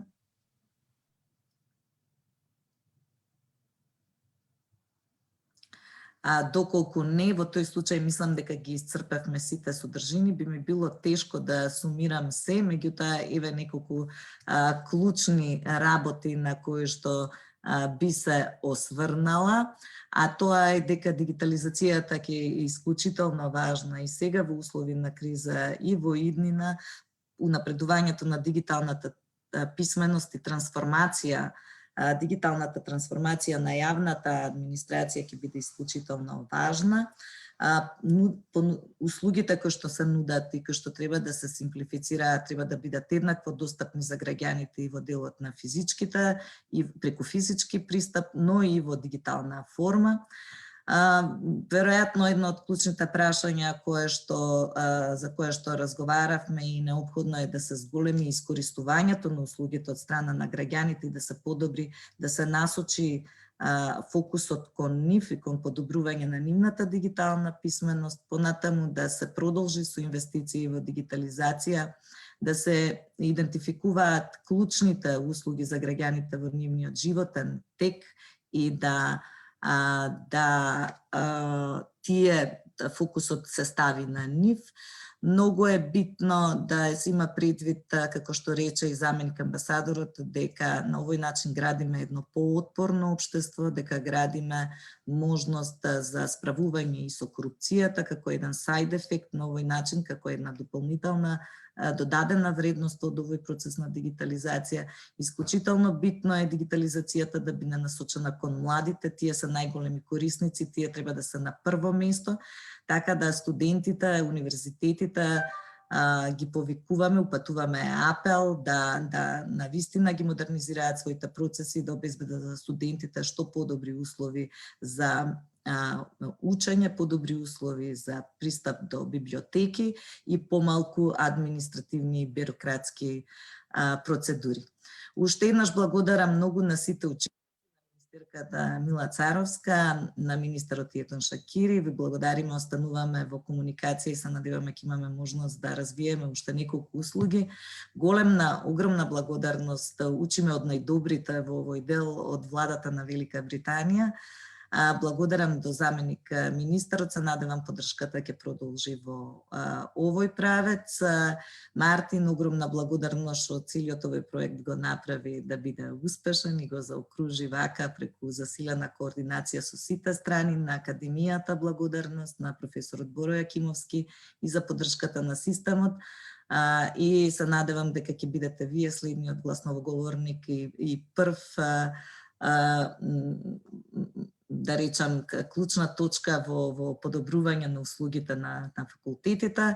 Му благодарам на господинот Каидо од Сигма за укажувањата каде треба да го фокусираме нашето внимание во иднина, сега и преку нивните извештаи, следата правиме прогрес, обидуваме да бидеме подобри во оваа сфера и да ги подобриме услугите на администрацијата кон граѓаните на начин најдобро што можеме. Им благодарам на сите вклучени во процесот уште еднашка, Дена, фала ти многу. Благодарам на твоите пријатели, колеги, студенти, професори кои што несебично ни дадоа поддршка и учествуваа во разговорите и еве сега те следат. И над моите колеги кои што се во позадината на сите овие процеси, колегите од МИОА и колегите од Министерство за образование и наука кои што ги овозможија овие услуги. Се гледаме за добро, во добро здравје, во следна прилика со нови услуги, дигитални и се надевам и со нови предизвици во делот на реформите на јавна администрација. Благодарам уште еднаш. Vamos. Супер.